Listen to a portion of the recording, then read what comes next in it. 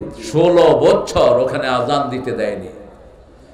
বহু মসজিদের ইমামকে নির্যাতন করা হয়েছে, ঠিক না ঠিক? পার্সোনালি আমাকে কোন মসজিদে বাংলাদেশের খুতবা দিতে দেয়া হয়নি। কথা বলবো না, ছেলেরা চুপচাপ যাবা, কথা বললে ওরে পয়সা দিবেন না, মুখ বন্ধ, হাতে কাম চলবে। ওমান আযলামু মিম্মান মানআ মাসাজিদাল্লাহ, তার চেয়ে জালেম কে হতে পারে যে আল্লাহর মসজিদ থেকে মানুষকে নিষেধ করে দেয়। মসজিদের লাল বাতি যেটা টাঙান, এটা নিষেধ এই হাদিসে, এই কোরআনের আলোকে টাঙাবেন না। কারণ মসজিদে ঢুকলেই 2 রাকাত পড়তে হয়। কয় রাকাত? বুখারী মুসলিমের হাদিস, লা তাজলিসু ইল্লা রাকাতাইন, মসজিদে ঢুকলেই কয় রাকাত পড়তে হয়? 2 রাকাত। যারা 2 রাকাত পড়ে না তারা যেন মসজিদে না বসে, নিষেধ করছেন রাহমাতাল লিল আলামিন। এটার জন্য কোনো সময় নেই।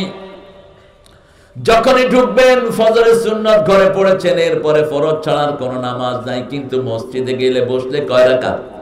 2 রাকাত। আসরের পরে কোনো সুন্নত নফল নেই, কিন্তু যদি মসজিদে ঢুকেন কয় রাকাত? খুতবাতে রাসূল সাল্লাল্লাহু আলাইহি সাল্লাম যখন খতিব খুতবা দিতে উঠে আর কোনো নামাজ নাই, কিন্তু রাসূলের খুতবায় যখন ঢুকলেন এক সাহাবী বসে পড়লেন মসজিদে, মুআজ বিন জাবাল। রাসূল বললেন, কুম সল্লি রাকাতাইন, আগে দাঁড়াও 2 রাকাত পড়ো, তারপরে বসে যাও। এজন্য লাল বাতি টাঙাবেন না। যেমন একজন সূর্য ডুবার সময় ঘুম থেকে উঠলো, তার ওঠেই তার সময়, ঠিক না বা ঠিক? ফজরে কেউ তাকে ডাকে নেই, এখন সূর্য যখন লাল হয়ে গেছে তখন ঘুম থেকে উঠছে, কি করবে? কথা কর না কেন? ওই সময় নামাজ পড়বে। আবার আরেকজন যোহরের পরে ঘুমিয়েছে, সূর্য ডুবো ডুবো অবস্থায় উঠে দেখে যে আসর গেল। এরকম একবার হয়েছে সুলাইমান আলাইহিস সালামের। আল্লাহ রাব্বুল আলামিন সেই ঘটনাও কোরআনে তুলে দিয়েছেন। তিনি ঘোড়ার রূপ দেখতে দেখতে সূর্য লাল হয়ে গেছে, তিনি ঘোড়াগুলোকে আনালেন, ঘোড়ার পা কেটে দিলেন। যেই ঘোড়ার জন্য আল্লাহর ফরজ তরফ হতে যাচ্ছিল, সেই ঘোড়া আর দুনিয়াতে রাখবো না। তিনি সূর্যকে বললেন, আল্লাহকে বললেন, আল্লাহ আপনার সূর্যকে ধরে রাখেন, আমি যেন আসরের নামাজটা আদায় করতে পারি। কারণ দুনিয়াতে সবচেয়ে শ্রেষ্ঠ নামাজ কোন নামাজ?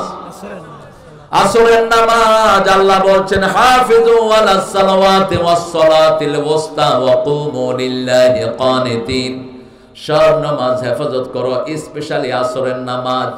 কেন আসরের নামাজ? রাসূল বলছেন, আসরের সময় রাতের ফেরেশতারা দুনিয়ায় আসে, দিনের ফেরেশতারা বিদায় হয়। দিনের ফেরেশতা যখন যায় তখন তারা দেখে লোকটি নামাজে দাঁড়ানো, রাতের ফেরেশতা এসে দেখে নামাজে দাঁড়ানো, 24 ঘন্টায় তার নামাজে হয়ে যায়। পড়বেন তো আসর? আমাদের জাতীয় কবিকে সেলিউট দেই, কি নাম? ঘুমাইয়া কাজা করেছো ফজর, তখনও জাগনি, যখন জোহর হেলায় খেলায় কেটেছে আসর, মাগরিবের ওই শুনিয়া যান, এখনো জমাতে হাওরে শামিল, এখনো এসাতে আছে স্থান, বাজিছে দামামা বাদরে আমামা, শির উঁচু করি মুসলমান, দাওয়াত এসেছে নায়া জামানার, ভাঙা কেল্লায় উড়ে নিশান। আমরা মসজিদ মুখী হব, মসজিদে যাবে যারা জান্নাত পাবে। মসজিদে কাউকে ইনকার করবেন না। কিছু লোক আছে অমুক মসজিদে নামাজ পড়বেন না, হেমুক মসজিদে পড়বেন না, নো, সবগুলো মসজিদে নামাজ পড়বেন। পুরা উম্মার ইজমা হলো 2 দল কাফের, এক দল হলো কাদিয়ানি, আরেক দল হলো রাফিজি। রাফিজি একটাও বাংলাদেশে নাই, কাদিয়ানি যাও আছে, ওদের কোনো মসজিদ নাই। মসজিদ যে কোনো মসজিদে পড়বেন। মসজিদে নববীর কবজা নিয়েছে মিশরের মুনাফিকরা, যারা সাইয়েদনা ওসমানকে খুন করেছিল রাদিয়াল্লাহু আনহু আরদা। আবার মদিনার মুনাফিকরা তাদের সাথে হাত মিলিয়েছে, এরা মসজিদে নববীর কবজা নিয়েছে। মদিনার সাহাবায়ে কেরাম সবাই মিলে ওসমান রাদিয়াল্লাহু আনহুকে জিজ্ঞেস করেছে, আমরা মসজিদে নববীতে এখন নামাজ পড়বো কিনা? তিনি বললেন, নামাজ পড়ো, নামাজের পরে তাদেরকে অনুসরণ করো না। কারণ নামাজের ভিতরে কোনো কিছু নিজের ঢুকানোর কোনো ইখতিয়ার নাই, সব কাফ, সব কাফ। হয়তো কারো রুকু একটু লম্বা, কারো একটু শর্ট, কিন্তু নিজের কিছু ঢুকানোর কোনো ক্ষমতা নামাজে নাই। নামাজ ইনট্যাক্ট। নামাজে যাবেন, আল্লাহ বলছেন, নবী বলে দাও, যারা 5 ওয়াক্ত নামাজে যায় তাদেরকে মুমিন সার্টিফিকেট লাগায়া দাও। দ্বিতীয় বললেন যারা 5 ওয়াক্ত নামাজে যায়, বিশ্বনবীর বুখারীর বর্ণনা, তাদের জন্য আল্লাহ জান্নাতটাকে সাজিয়ে দেয়। মসজিদ আছে যেখানে আমরা যাব, মসজিদের পাশে আমার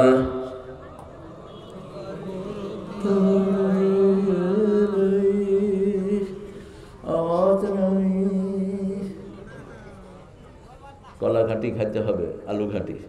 আলু ঘাটি খাবেন? আলু ঘাটি দুনিয়ার শ্রেষ্ঠ তরকারি। রাসূল আলুর দাম বেশি, তোমরা 1 কেজি কিনে দিয়ে দেবো। নতুন আলু আসছে তো, আলুর সিন্ডিকেট ভাঙে ইউনূস সাহেব, বেশি কিছু আপনার কাছে আশা করি না। শুধু সিন্ডিকেট গুলো ভেঙে দিয়ে যান আর্মিকে দিয়া, ঠিক না ঠিক? এই কুত্তা সিন্ডিকেটের কারণে মানুষের নাবিশ্বাস উঠে। আলু আসতেছে, নতুন আলু, দাম বাড়বে কেন? যেগুলো দাম বাড়ায় এগুলোকে পিটায়া জেলখানায় ঢুকায় দাও। জায়গায় জায়গায় শয়তানরা আছে না নাই? চাষি দাম পায় না, মধ্য শর্তভোগীরা খেয়ে যায়। যেমন আমাদের মধ্য শর্তভোগী, সবচেয়ে মধ্য শর্তভোগী ছিল ওই সরকার। আমরা কারেন্টের বিল দিছি 2 বছর, ওই বিলও খায়া চলে গেছে, বিল জমা হয়নি। এখন কারেন্ট অফিসে যেগুলো আছে এদেরকে লাথি মেরে বের করে দেয়া দরকার। বিল তো আমরা দিছি, তোরা ওদেরকে দিলি কেন? চোরের সাক্ষী সব, ঠিক না ঠিক? আপনাদের অবস্থা দেখে আমি মোনাজাত করে দেবো। এখন জোরে কথা বলবেন। আমি মরা মুস্তানা, আমি যেরকম কথা বললাম এর সাথে বলছি, আপনার জোরে উত্তর দিবেন। একটু আল্লাহু আকবার বলেন। হয়েছে? আরে মিয়া নিজেই তো কওনি, পাশে বৈশা দেখছেন অবস্থা? হ্যাঁ, সেরাগের তলে অন্ধকার। বলতেছিল আমার মুখের দিকে তাকায় রয়েছে, কোন দিকে কি বলি। আমরা আল্লাহর কাজে সবচেয়ে বেশি সজাগ থাকবো, ঠিক আছে তো? জামাত ইসলামীকে চিনেন? চিনেন?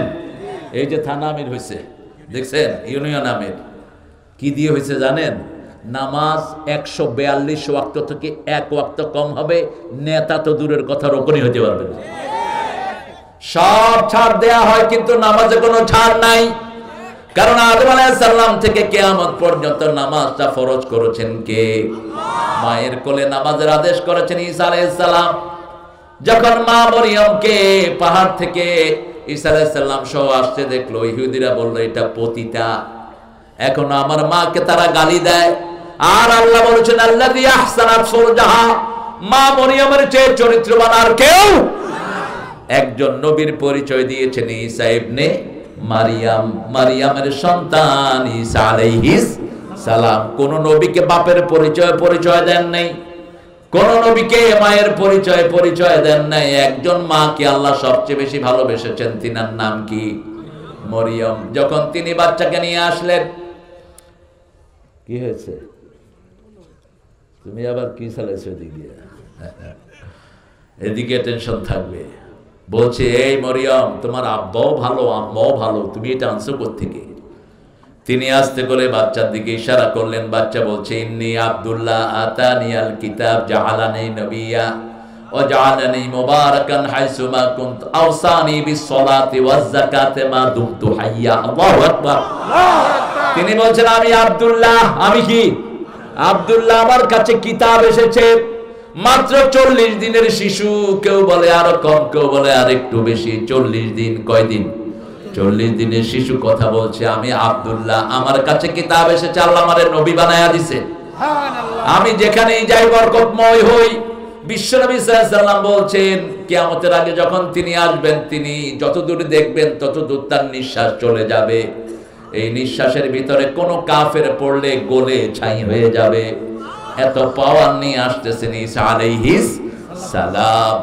তিনি বললেন, শেষে বলেন আওসানি বিস-সালাতি ওয়াজ-যাকাতি মা দুমতু হাইয়া।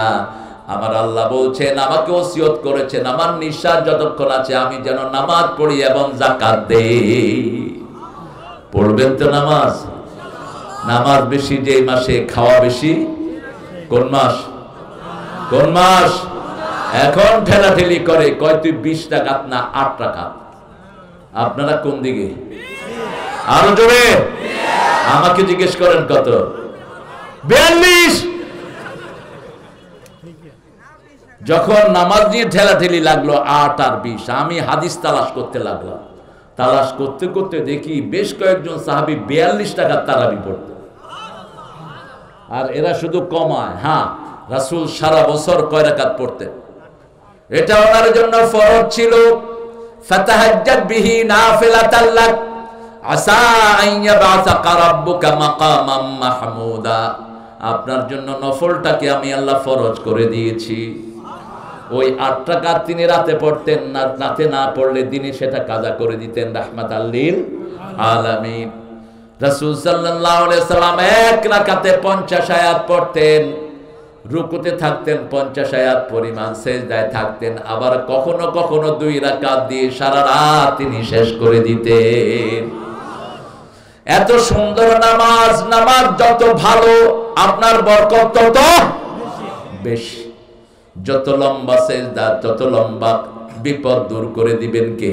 আল্লাহ। এজন্য মসজিদের সাথে সম্পর্ক বেশি হবে না কম? সব নবীরা আগে কি বানিয়েছেন? মসজিদ। কি বানিয়েছেন? মসজিদ। রাসূল সাল্লাল্লাহু আলাইহি সাল্লাম নিজের ঘর কোনোদিন বানান নাই। তিনার 11টা রুম ছিল। কি ছিল? রুম। ওই আলোকেই হয়েছে হুজরাত। হুজরুন, হাজরুনের বহুবচন হুজরাত, হুজরাতুন একটা রুম, হুজরাত বহু রুম। বহু রুম মসজিদে নববীর পাশে 1টা 2টা 3টা 4টা এরকম করে রুম ছিল রাহমাতাল লিল। আর আমরা বাড়ি বানানোর জন্য পেরেশান। রাসূল বলতেন এই দুনিয়াতে যারা বিল্ডিং বানায় তাদের মতো বেকুব আর একজনও নাই। কারণ বিল্ডিং আপনি করছেন, থাকতে পারবেন কিনা তার কোনো নিশ্চয়তা। গণভবনে এখন কুত্তাও কি দেয় না, ঠিক না ঠিক? ভয় লাগে, কি যেন কি আছে। আমি 2 দিন সামনে গিয়ে দেখলাম, হায় হায় কি থমথমে পাপের চিহ্ন রেখে গেল সে, কিচ্ছু নাই, অভিশপ্ত। এগুলোতে যাবেন না, শরীর এমনি নষ্ট হয়ে যাবে। আল্লাহ আমাদেরকে মসজিদে যাওয়ার তৌফিক দেন। যে কোনো মসজিদে গেলে শরীর কেমন লাগে? কেমন লাগে? আল্লামা ইকবাল একজন বিচারপতির সাক্ষাৎকার নিলেন। ছিলেন তো আল্লামা ইকবালকে? ভারতের জাতীয় সঙ্গীত লিখেছেন কে? এই আল্লামা ইকবাল। সারা জাহাঁ সে আচ্ছা হিন্দুস্তান হামারা, ওটাকে চেঞ্জ করেছে মোদি পাঠা এসে। আর ওদের বস্তা পচা, এটা রবীন্দ্রনাথের লেখা না।